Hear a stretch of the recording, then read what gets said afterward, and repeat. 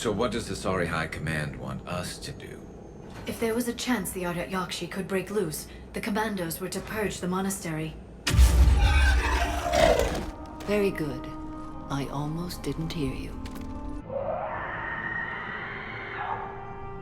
We're out of time. Shepard, this is Falere, my youngest.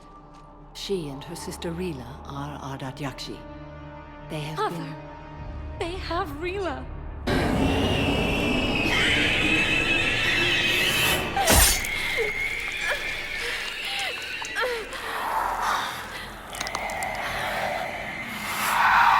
not your slaves.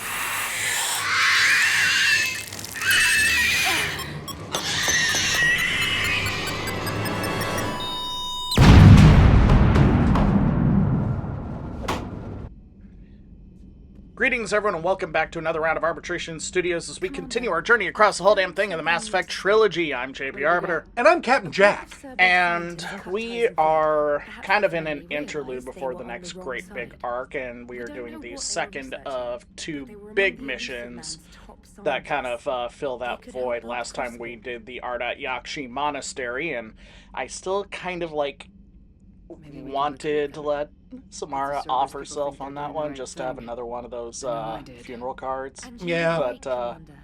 But no, we let her live. By She's an amazing asset. I was on Horizon when the Collectors attacked. ass Really? at You saw what I did there? Yes. Anyway. Anyway. So, the other thing that has occurred is that Specialist Trainer has told us she's intercepted some communication signals of former Cerberus assets. And now I can't stop pronouncing it like that. I'm... You're welcome. As is Cerberus. God damn it. I've been monitoring Anyway. Cerberus communications. So, Also, Billie Eilish's mom. Frequency from various Cerberus cells the voice of location. Samantha Trainer? The voice of Samara. Ah, okay. You found them? Well, I believe so. Yes. we have ourselves a little mission to rescue some defectors. So we'll be doing that. That'll be our thing. As always, the fictional justification on this for our squad mates is going to be a little bit of I'm going to bring Garrus along because Garrus has familiarity with Cerberus folk. Yep. Who else did I bring? The other person that I brought was Ashley, to show that not all Cerberus people are bad. I mean... It's sort of we have to rehabilitate the team here. Yeah. And Ashley's always looking for a reason to, hate an entire group of people for no apparent reason. That was alluding to her, her attitude towards aliens when we first find her. You know what the stuck thing is, though? In the end, I fall back on Ashley and the statement she made in Mass Effect 1 of, you have this dog, you love your dog dearly, but if a bear is chasing you in the woods, you're gonna sick the dog on that bear just to buy you an extra 10 minutes. And that's what the aliens on the council did with humanity. Well, and I get that, but also if you have the most dangerous species to ever exist in all of the universe. But the most dangerous species in the universe are Krogan. Well, no, that's the sexiest species in all the universe. God damn it, Josh. Humans are the ones most likely to kill you. Because we're human. I would argue that humans are most likely to kill you in a creative and interesting way. Krogans will just straight up fucking kill you. Right, and we are nothing if not good at genocide. I don't know. Humanity would not have thought of, hey, let's just sterilize a species. Oh, yeah, we would. We do it to ourselves, let alone do it to another species. Oh, yeah, no, we absolutely would have come up with that. Not by means of germ warfare. Oh, yeah. Oh, yeah. But regardless, I think that it makes a certain amount of sense to send humans after, because humans are we're such killers. We're such warriors. We're such naturally violent aggressive, dangerous species. Hey, Jacob, you know that you have the skill barrier, right? But yeah, Hey, Jacob, you know that metagel is a thing, right? I feel like Jacob forgot. Hey, Jacob, you know you have biotics, right? Yeah, I feel like Jacob forgot he was a biotic. Well, what it was that Pete Hegseth declared him a DEI biotic and revoked his status. Pulled Oh, his implants. oh, that makes sense. That makes sense. Um, I'm sorry that he's still around. To be honest with you, the one great part about the future was that those people aren't around any longer. Well, we'll see. At the time of recording, he's still around, but yeah, we'll see what the future holds by the time this is broadcast, which should be in like early July. Yeah. So, anyway, jokes about American politics aside, we do this because American politics depresses us. You're in a bad way right now. I'm just I know. saying. I know. It's because I'm thinking about American politics. Well, that puts everybody in a bad way, really. But this is one of those. Also, I was playing Andromeda, which has a much more fluid cover system, Oh yeah, you're right. and so I was kind of like, I had just finished a playthrough of Andromeda at the time, so I'm very used to Yeah, no, those controls, and I was just kind of like, I totally get what you're saying. I encountered the same thing in Halo, where Halo Reach is my favorite Halo game. It's the one that I like to play most often. So whenever I go to something else, I end up shouting, "Goddamn Reach controls!" because they did some things that were different and more streamlined with the control scheme. Absolutely. So, And anyway, oh hey, Jacob's here bleeding out. can we let him? Bye, Jacob. No, we can't just abandon the mission, so that means we gotta help this asshole. Gods. Jacob, you're the worst. You are the among all of my companions across all three games. If we were the Transformers, you would be Hot Rod. Oh God. I mean, it's true, but oh God. You would be Hot Rod who never ascended to the awesomeness that is Rodimus Prime. It's true. It's true. And honestly, even as a toy, you people would think of you as Hot Rod. Like if I got Hot Rod for Christmas, that would be like not getting Optimus Prime. Like it would just be terrible. How? Look, and the thing is, we like to razz on Jacob, but like, look, he also has to be packing some serious man meat to be able to pull a woman like that. I mean, maybe he's just maybe she just likes bland, flavorless men. But she's bred. Oh wait, shit. Yeah, I mean, I'm just saying. I don't like my men bland and flavorless, but hey, to each their own, I guess. We're all ex-Cerberus. Scientists mostly. Civilians. Call us refugees. All the civilians and scientists call us refugees. If we hadn't run, we'd be dead. Well, I mean, that's what happens sometimes. Yep. And this is this is the part that has me like really razzing on Cerberus as an organization and how they really don't have a point, or that their point is wrong. Yeah. Because No. better I'm a big believer in it's better to buy loyalty than it is to earn loyalty or to scare people into loyalty. Yeah. So, like, if they had just kept the checks coming and reassigned people and kept their scientists fat and happy on some cutting-edge thing after the next thing was done, even if it wasn't relevant, then this wouldn't have happened. They wouldn't have had to have expended the time and resources to chase them down. Fat, happy people don't Care. revolt. When you are fat and happy and you are safe and you feel perfectly, and you don't feel any kind of threat, you're not going to get up and try to run away. and Say what you will about Benito Mussolini, he was concerned with keeping public services running. I mean, not even getting too political with it, but Cerberus lost this huge resource here of potential and of people power. And I hate using the term people power, but it's like Yeah. Human resources are there for a reason. it works. Speaking of human resources, and then there's this asshole, and I love the fact that I didn't even need to do the interrupt to give him the cold fucking shoulder. Yeah. This guy. This guy. I swear to you, this is the RFK of the damn Mass Effect universe.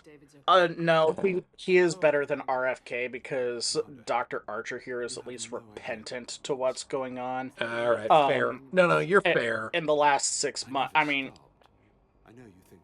it is very easy to say that he doesn't appear haunted, but that is sort of a thing where you have two options after you have done something that even you think is horrible, and that is to either carry on and carry that burden with you, or to let that burden overwhelm you. To Dr. Archer's credit, he's carrying on. I will concede that he is marginally better than RFK Jr. The question of what does justice look like in this situation, and what with Gavin Archer, and what and at what point does that line just cross into pettiness or worse, vengeance? Yeah. Now, don't get me wrong, I love pettiness, but I'm a fan of vengeance.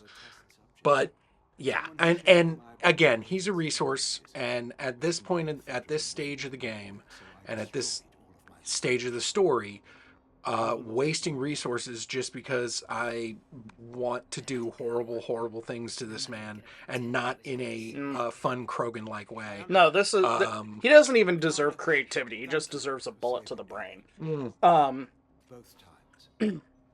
And it's one of those things where it's just like, I deserve, my honor, my dignity deserves to be honest with him about his son, or not son, brother, even though it would be fun to watch him squirm. Absolutely. And you don't let people like that determine how you're going to behave. So, yeah, no, I totally get that. Here we are at a lovely Cerberus facility. I kind of find stealing all their shit. I kind of find it amusing that Cerberus loses these facilities all the time, or forgets that they have them, or forgets where they are. Throughout this game, Cerberus facilities pop up that are hidden, and that they're so well hidden that even Martin Sheen doesn't know he has them. Exactly. I find that adorable. So, changing the subject here, though, from abandoned Cerberus facilities, although I think it's still fitting, what we have here in this mission is essentially a recreation of the Battle of Hoth. Yeah! I mean, essentially. On a smaller scale, but yeah. No, yeah. This is the Imperials have breached the facility point, where it's a gunning battle to the last ships. So, but we're on an ice planet. We got to trigger some anti-aircraft guns, and we got to get some people the F out of here. So that's kind of where, and it's sort of, we've mentioned this before, how Mass Effect is like the perfect, I don't want to say distillation because it's not concentrated. It's like the perfect milkshake. No, I think that makes a really good, that's a really good analogy. The perfect milkshake of science fiction tropes. Yeah. All wrapped in a conceit that is actually kind of unique. A little bit. I think they in mixing a whole bunch of tropes, they came up with something that was unique. Well, the conceit that's unique is the actual Mass Effect and how FTL travel works. Oh, the baseline technology. Yeah. No. Absolutely. Because most of the time it's either they try to explain it poorly, Star Trek, or they don't bother explaining it, Battlestar Galactica and Stargate. Yep. So, I mean, Stargate, I think, when you're talking about sci-fi properties, I think Stargate is probably one of the... Well, Stargate is blah, blah, blah, Naquita. Yeah, that's blah, blah, blah, Naquita. But yeah, no, I think yeah, Mass Effect does a really good job of the kind of Well, and putting the of having the science in science fiction. That's the word I was I the was print looking for that and the idea. principle of the Mass Effect is sound. The lower the mass of an object, the less energy needed to propel said object, Yeah. and the less that relativity plays on that object. Hey, look, and having the mass relays, which is connecting together. You can look at it as a wormhole, artificial wormhole, whatever Whatever. you want to look at it. Makes perfect sense as far as getting around the galaxy. I do think that they do. Mass Effect does do a much better, and maybe it's because they have the time to do a much better job of making the science seem real, making the that part seem believable, and not just when I say real, I don't mean real in the sense of that actually could happen. I just mean real in the sense of it's believable within the universe that they have created. And why are we talking all about all this instead of these characters? Is because honestly, I couldn't give a damn about how Bring Cole and Jacob Taylor wound up together. No, absolutely. This is This is all padding to talk about, really to talk about Cerberus and how foolish they are. yeah, no, absolutely. I really feel like this was one of the levels that was created and written by EA Renta coders in the sense that they like, yeah, is it part of the story? Yes. Is Well, it? it's one of those things where I get a distinct feeling that this was supposed to be one of the multiplayer maps, and Yeah. and for some reason it just didn't test well. They couldn't bounce it right, whatever. Well, Because when we get to the combat section of it, there is a kernel of a good player versus environment arena. yeah, no, and there's certain aspects of it that the in the combat aspect of it make like no, that's really cool. And so I think that the story around it, I think you're right. I think they created it as a kind of multiplayer arena type deal and then wrote a story to fit inside of it. And then they were like, well, we gotta work Jacob into this somehow so that we can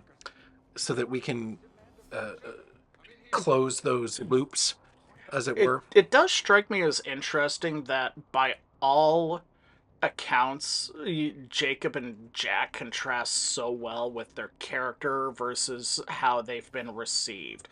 Jacob is Yeah. objectively, based on how he behaves, unless you romance him, between and the change in attitude between 2 and 3, Jacob's a decent guy. Oh, absolutely. No question. But I razz on him because the entire fandom does, and it's actually kind of fun. But Jacob's a decent guy. He's a team player. He's good to bro down. He keeps everything surface level, but he's okay. Jacob is the Nickelback of companions. Yes, There is absolutely he's nothing wrong with him. competent. He's competent enough, and he doesn't make you want to change the station when he comes on. And yet we all hate him. Contrast that with Jack, who clear mental illness and post-traumatic stress aside, Jack is not a good woman. No, she's a douchebag.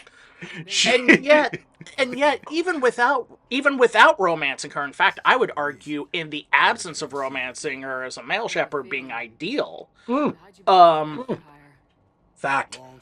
Jack becomes this interesting, endearing, lovable character. Yeah, Especially after she transforms from 2 to 3. Because the whole thing in no 2 is that you've got this basket case of a woman, Yep. and then she breaks down and allows herself to be vulnerable, and then in 3 is built back up into something stronger than she ever was before. It's great. And she's a dang biotic drill sergeant. Yeah. And it's fantastic. And I would love to see a whole bit with nothing but her being the drill sergeant for these kids at the bionic school. Especially you, Prangley. Exactly. Prangley knows what she did. Indeed. Did drill instructors actually do that? Just pick one person out? Yeah. Okay. No. Absolutely. Don't have anything special about yourself because they will pick it out. And this is just a recommendation for anybody thinking of going into the military. And please don't be scared. But they will pick something out and they will target it and they will have a good time with it. And you'll Especially you, Prangley. especially you, Prangley. Don't forget your juice box. So I guess in the case of Full Metal Jacket, it was Vincent D'Onofrio's character was because he was not his baseline athleticism, his baseline physicality was just so below standard. Oh yeah, Like no. he shouldn't have even been allowed in, but he was probably part of McNamara's whole let's bring retards in the military. No, I think, yeah, I mean, nowadays, going off that character, he would not have passed the initial psych eval at MAPS. Just like Jacob. Just like Jacob would not. You're too nice of a guy, we can't do it. No, no. Jacob would have never gotten in. But I think that there is a sort of ingrained a love of seeing other people suffer drill sergeants. I think that the American public in general finds that to be somehow remarkably entertaining. And I think that would be a great little cut. That would have been a great cutscene to add. Would be her just going Full Metal Jacket on the biotic students, Especially Prangley. especially Prangley. And it would have been great to have Jacob react to that, just being, oh my god, how could you do that? So, next Mass Effect game, we want Prangley as a squad mate. Yes. Always talking about her hard-ass instructor. Yes.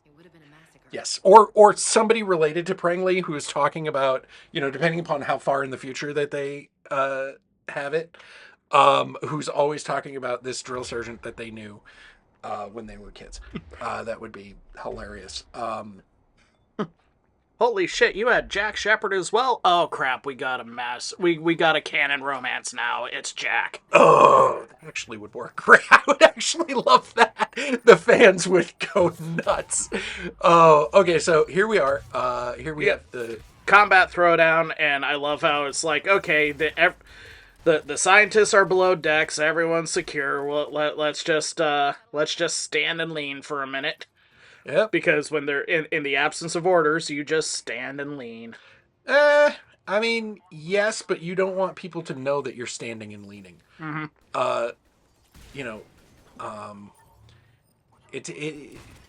It takes a certain amount of skill to properly skate in the military, to properly shan, as often referred to. Which is why the myth of the E4 Mafia, which definitely does not exist. Does not. If it does, it would be the most efficient group in the Department of Defense. But it doesn't. It doesn't exist.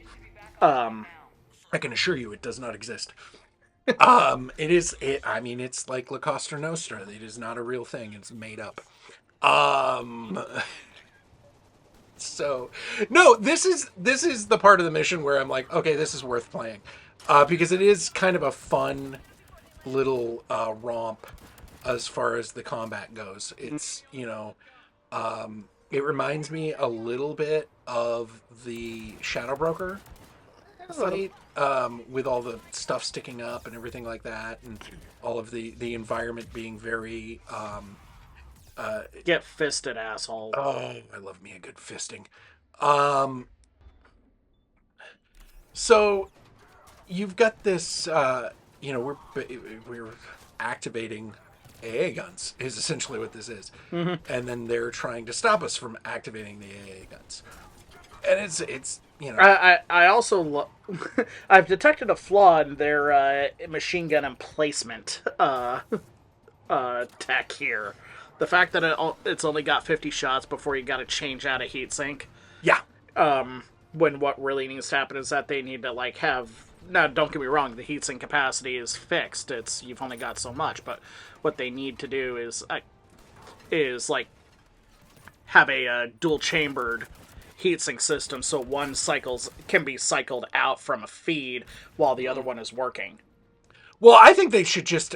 It should have been a Gatling type gun, I and each shot coming out is from a different heat sink. And so it just as as it rotates, the heat sinks get a chance to cool down. So it wouldn't be the disposable type. It would be a... Yeah. Okay. I follow. I follow. I mean, it's a very American idea. More is always better. Hey, when it comes to bullets, quantity is its own quality. Oh, you're going to love what I have set up in the Quarian War, by the way. I love everything about the Quarian bit. Yeah, but you're going to love one of the setups that I do in a mission that involves things getting fixed. It's going to be fun. So I am perfectly happy with that. Now you got to make it across. Well, fortunately, the guy mounting that gun, for reasons I have not quite been able to comprehend, is no longer manning the gun. Well, maybe he went out and got fisted. I don't know. You never know. The narrative flow demanded that he not be there. So Yeah. But it allows you to be there. yes. Ho ho ho! Even with 50 shots, it's still kind of awesome. I mean, that was the capacity on the Bren gun, wasn't it? I believe so, yeah. So, to quote John McClane, ho ho ho! Now I have a machine gun.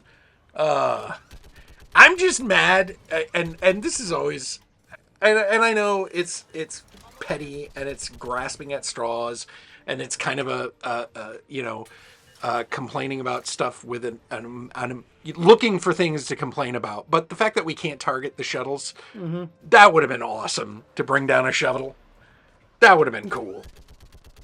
I mean, just to be able to find like a small stack of man pads. Yeah, something, that would have been a neat addition. Even if it was just this one time, you could take down shuttles. Or have it where it's like one person manning the machine gun and one person manning like the AA platform. Yeah, something like that. So, anywho. So we fix the thing, we put the thing in the thing, and now the things are shooting at the things, and everything is fine. Everything is hunky-dory. Everything is gonna be alright, alright. Everything is awesome. Put your Omni tools away. We gotta get going. Why aren't you assholes on your birds? We should have been ready to go right out the gate. Indeed. I'm feeling the lack of urgency going on here. Oh my god, you people suck. This is from being around Jacob. You understand this, right? Yes. Jacob just sucks the energy right out of the room. Jacob, in a military court-martial, you have been found guilty of sucking as bad as Hot Rod. Ah, my God. You have been found guilty of being as flavorless as white people potato salad. Oh my god. He's a black man. You don't want to say that. Hey, you know what? I'm just going to drop facts. Oi. Kerblam. I do love a good kerblam, though. Kerblams are just almost as good as shaboinks. Yeah, it's true. Or skadooches. Skadooshes are a good one. I do like a good skadoosh as well. I'll tell you, I thought he'd gotten shot. He moved, like his animation was kind of like he had just gotten gut shot. I'll have to review that when I edit this together. So. Yeah. And then they jump through the roof. That's a great idea. You're all gonna die. Honestly, why there wasn't like 5 people with handguns just going, okay, daka daka daka. Like, I mean, seriously, do you guys have strategists, or do you just use the Russian technique of throwing people at a problem? mean, these shock troops are clearly not highly valued, Clearly. considering our body count at this point is in the several hundred million. Well, I would like to point out that no one, clearly Cerberus values no one if they're sending them against Shepard. So, It's like, we gotta fight Shepard. Oh no, I'm gonna get fisted! Your only hope is getting shot. That is... stop fisting me! Okay, splort. Oh my god, all at once! I mean, that's the... You know, that's the... I'm sorry, I couldn't hear you objecting over the sound of my fist in your stomach. Yes. But, you know, here we have... What am I doing? Put the shotgun away, James. Hey, you were having a good time with the shotgun. I mean, the shotgun's fun. I don't use it, because I usually end up dying if I use the shotgun. Mm-hmm. I typically, you know, will use something like the submachine gun or, you know, like that. Combat roll never works. Jesus. Looks so stupid. Yep. Oh yeah, they came out the other side that time. Smart. Let the armor of your transport take the heat. No lie. I mean, sometimes they do. That's why they're there. Sometimes they do, in fact, act like they know what they're doing. That's why the Bradley's main door is in the back. Ah, yes. But- Ooh, that was a nice little shot there to just off the top of his dome. I gotta be honest, it was mostly volume of fire that did it. Oh well, I mean, the N7 Hurricane is basically the P90 of this universe. So. yes, that is why I often use it because I like the P90. Somebody keeps shooting you. Yeah, I don't appreciate it, but oh, you asshole! All right. Oh, damn ninjas! Goddamn ninjas! I hate them. They're everywhere. Boop. Well, get that Snoop booped. Ninja meets shotgun. Where you at, Ninja? One of the reasons why I like the Piranha, despite the fact that its spread is so wide despite being at close range. Fist. Oh! Oh. That is probably the only time I'm going to be able to fist a ninja. Also, did you see the shotgun take on that assault trooper in the face? I did. It was a thing of beauty. Like, don't get me wrong, a shotgun at close range should be able to pop a skull like a melon, but that was... Someone call Kofi Annan because I think I committed a war crime there. Yeah, well, you know, I mean... Boink. Things like that happen. I know that it wasn't the fisting there that blew up the mech, but I'm gonna claim it anyway. Hey, you know, sometimes you just gotta do things for your own mental health. Yeah. Like, claim a fist.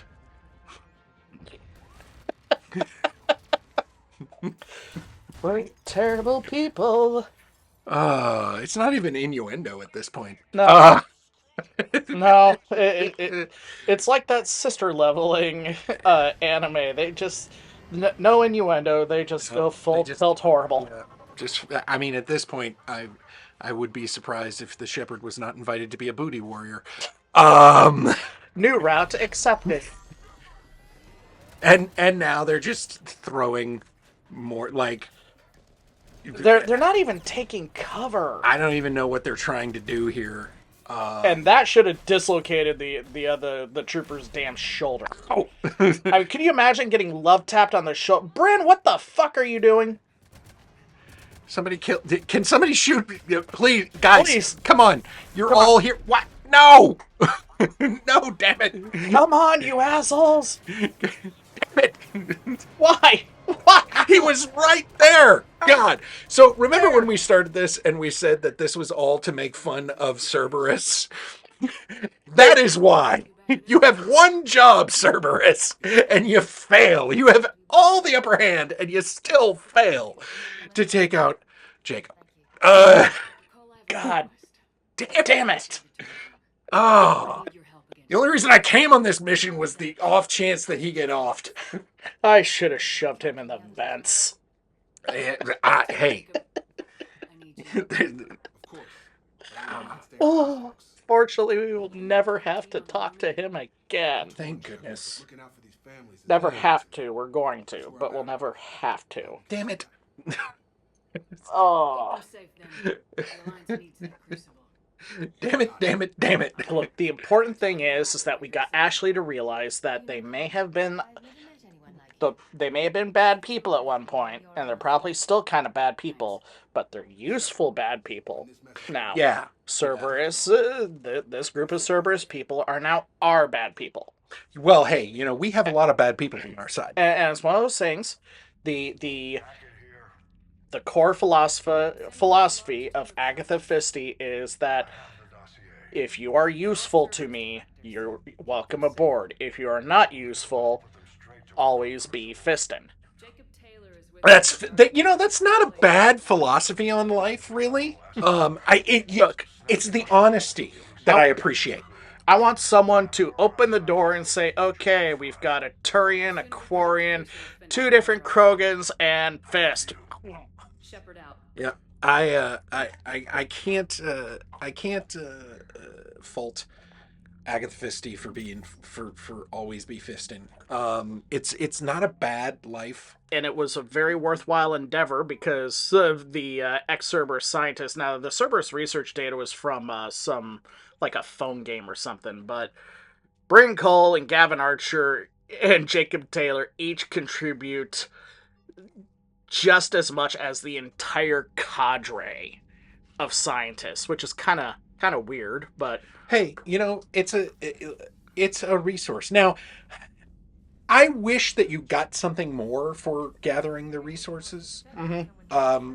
I wish they had worked in and I'm actually one of the few people that respect and like the ending of the game as it is, as they put it in there. However, having an option for winning the game conventionally by gathering enough resources, I think would have been a perfectly acceptable ending. Well, we're going to have to talk about that. One of the plans for this is that after the gameplay is all done, that we're going to be doing a couple of podcast episodes with B-roll in the background to talk about some of the big things about Mass Effect 3 in particular, and about the Mass Effect series in general, and the ending is one of those things that I want to address. Good now.